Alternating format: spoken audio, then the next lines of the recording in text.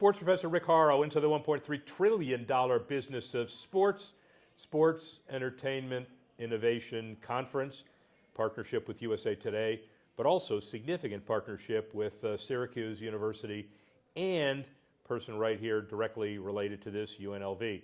Jay Vickers, Chief Operating Officer of UNLV's Global Sports Innovation Institute, called it global, it's really a Sports Innovation Institute, drives the university. You can keep it global, it's okay. Well, it'll be global. I mean, it's global now, but it'll be more global later, becoming a global center for research. See, yes. You get there, former Fighting Irish football player. We'll get into all of that. But the most important thing, this is second SEICon, fundamentally different, evolving from the first. Excited about this? You know what? I am ecstatic. I mean, there's not enough words of excitement that you can use right now to really describe how I'm feeling inside. We have a great team. We have great people.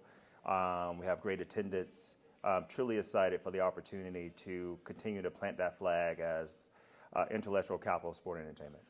See, and the funny thing about it is that if you talk to people in a university environment, there's always the concept of 18 steps up, 17 back, it takes so long to get something done. Yeah. But your incomparable vision really transcended that.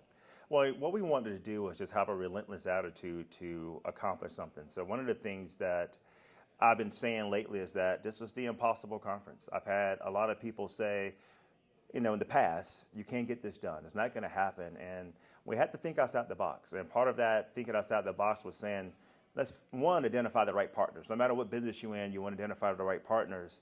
But it's also, but sometimes at higher ed, the right partner is not another school. And so we're so fortunate to have this friendship with Syracuse Falk College of Sport. I think that's something that we need to continue to do. We need to continue to be open-minded, to work with other universities. We all have the same mission: advance our young people to be successful in our country and across the globe. You're going to meet with some of our deans later, and they have impacts across the globe. We have the #1 hospitality program in the country that's and is also ranked in the world, and highly ranked. And you're going to talk with him, and he's very competitive to make sure we're #1 in the world in that space too. Well, and he's done a damn good job about all this, and will continue to do it quite clearly. Yes. It's a $1.3 trillion business, and we say sports, but it's sports, entertainment, hospitality. There's so many vertically integrated parts that come to that, and in terms of SEICon, the #1 hospitality school, kind of joint venturing with somebody that just earned a moniker of a #1 Yes. sports school, it's a compelling link, isn't it? Well, the thing is that as we built the Sports Innovation Institute, I will say that I was given a clean slate with our team members and my colleagues to say, what does this look like?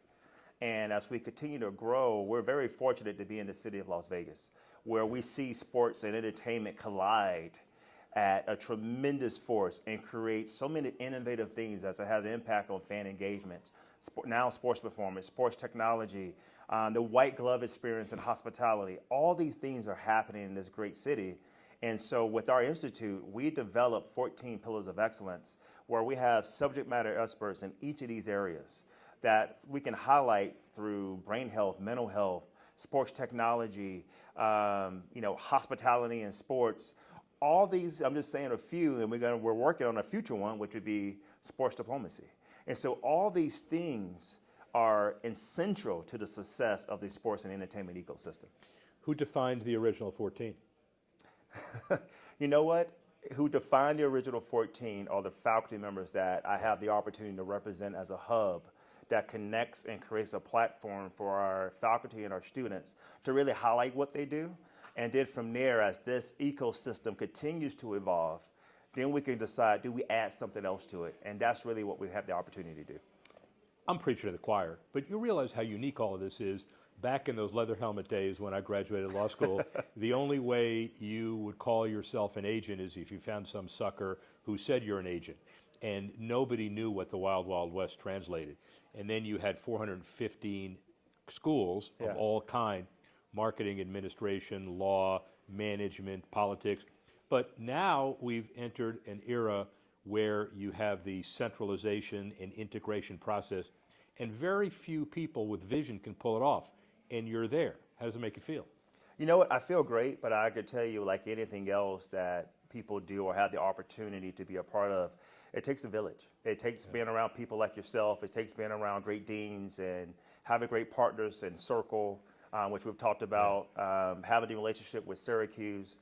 And quite honestly, it's not an easy thing to do. It's something we can easily celebrate, but it's not easily to achieve. So please know, I take it very seriously to be in a position to provide impact, to provide resources, and provide opportunities for others. Well, you're a coal linchpin. I don't think a three-legged stool it stands up if that second leg. I don't think so. If the second leg is pushed out. And know what? Sometimes a three-legged stool doesn't always work either. You got to have more people to help keep you balanced. You're right. Yeah. True public-private partnership. How has Clark County? How has the state of Nevada? How has the city of Las Vegas been? I can tell you what it's been. I rather like to use the term P4, public-private philanthropic partnership. Yeah, right. We've had a lot of great supporters, whether it's been through the state, the city, the county, the university, and just having people say, look, we love what you're doing and what your team is trying to accomplish. We want to help and support. So it's been outstanding. And I think that's truly, in my personal opinion, the intellectual capital that we're talking about. Because to collaborate, it takes people to put their pride to the side and really look at what the main goal is. And the city of Las Vegas has done that tremendously in the last 10 years, and some of that has actually helped us build this institute, and there's no doubt helped us build SEICon. There are a lot of, speaking of SEICon, but also about the synergies here, a lot of perfect storms here. The U.S. Conference of Mayors is bestowing its second annual Mayor's Sports Legacy Award, doing it here. Yes. And the first one, the Goodmans and the Goodmans. Yes. And 25 years of bridge, uninterrupted, positive sports as business leadership, and now you have the ability to take it to the next level. Yes. And those are the type of things that we want to create here, and those type of experiences where people can see history in the making, or just seeing the passing of a baton, like you just stated. And I think those are ways that we continue to separate ourselves from, not saying we're competing with anyone else, but we want to stand out and really show people this is what SEICon is. Yeah. So as far as thought leadership is concerned, we could pick the top 10 items and still, not have enough time to talk about it, whether it's, NIL or conference realignment on the college level, or of course violence on the pro. I mean, there are 100 things that we're talking about here. What do you think are the most critical issues that the whole SEICon thought leadership opportunity will address in the future? I think there's several issues that we can address, and that's another thing that makes SEICon unique, is that we focus on today's hot topics as well as the entire ecosystem. So there's opportunities and challenges in each of these areas, whether we're talking sports diplomacy, we're talking mental health, we're talking brain health. There's opportunities to learn about women in sports and leadership here. There's also opportunities about motorsports. We're talking about golf and how you bring those partnerships together and redefine golf and gaming. So those are the things that I think you're going to see here. So I don't want to focus on one topic, because I think we've done that too much. We got to continue to have this omni-channel approach to discuss this entire ecosystem. And so the 14 plus sports diplomacy and others that you're going to pull out of your pocket in the next few months or years, the model is benefactor, public-private partnership, funding of pursuit of those thought leadership areas in each silo, and then developing that process in a unique way that others don't do? Absolutely. I think the unique advantage we have had through the Institute is that we're interdisciplinary. And so we have the opportunity to work with all of our colleges and schools within our university. And we've also had the opportunity to be great stewards of any funding that we receive, whether through grants or through donations or et cetera, to the point that we have a Catalyst grant program to help those faculty members that's involved in sports-related research and innovation on our campus. So we've already awarded over $1 million in grants by being great stewards of that. And so the beautiful thing about this ecosystem, it will continue to evolve. Like you mentioned earlier, there were leather helmets, and obviously you didn't play with a leather helmet. It's a joke. It's a joke. Come on. However, look how far we've advanced. Yeah. Look how far. So there's still other areas we want to add to this as we go down the road. But look at the sports health side of it. Yeah. It's tremendous. Now you have people recovering from injuries that either ended your career and you recover in 3 months. Yeah. it's technology at its finest, and we want to be in the middle of it. Wisconsin, Northern Illinois, Arizona, Fresno State, after playing at Notre Dame. So you've had some experience at a number of schools. I'm not going to ask you to rank them between difficult and less, but you found a home to take all of your prior experience and implement it here. Yes, all those schools you mentioned are outstanding schools, but I'm going to go back a little bit further in my career journey. I had the opportunity to work in the private sector and represent 3 Fortune 500 companies, and Gallo, Hershey, and Pfizer, respectively. And there I truly learned about relationship management, because when you represent the top 2, items in each of those categories, people they're going to buy your product. Yeah. So now why they're going to buy more? It's because you want to build a great relationship. So the first step I learned was how to build relationships the right way. And the right way is being honest, being very transparent, and being true to your word. And so we learned that through that process. And I've just taken that with me no matter where I went. And so luckily, people thought I was good enough to be in revenue generation at each of those schools, and was able to do some really great things at each of those places. But I found it home here with the Rebels. When did you, in all this home with the Rebels stuff, realize that, man, you're on the verge of doing some really good stuff because you've got a vision that some people may even help you implement? Yeah.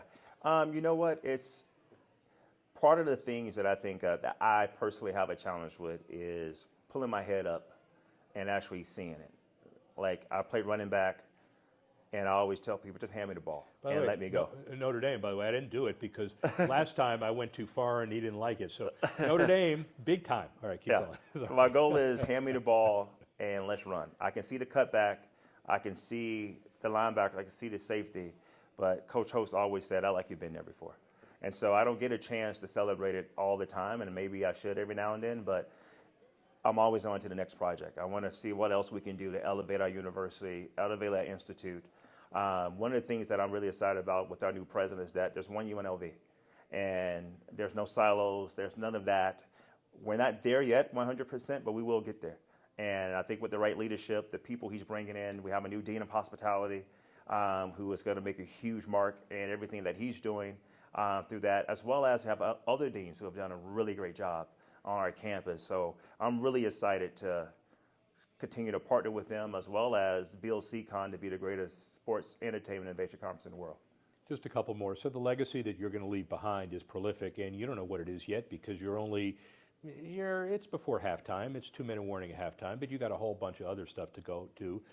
People who you've worked with, who we kind of share a common bond, Lou Holtz, for example, who's given speeches, and I'll cry and melt even after I hear the same stuff 48 times. And the bottom line is, I'm sure as you develop this, youth look back at your impact you had and are going to have in the sports business, sports leadership world, and you say, man, these people are going to be proud of me. You know what? I think the first people I want to be proud of me are my parents. Yeah. And my grandparents who are no longer here. As a first-generation college grad, it feels good to be in a position to first make an impact on family, but then after that, we can worry about everything else. Where is Jay Vickers and UNLV and the Sports Innovation Institute going to be in 10 years? You know what? The sky's the limit, I think. I think we're just scratching the surface on how great we can be. I think as long as we have leaders around us and colleagues around us that believe in, that's very forward thinking and believe in strategy, believe in taking a few risks, I think there's tons of opportunities where we can land. It's absolutely a perfect combination. SEICon, Sean Garrity, guys from Syracuse. Last but absolutely not least, Jay Vickers. Jay, thank you very much. Appreciate it. Thank you. Sports Professor Rick Horrow. Speak with you soon.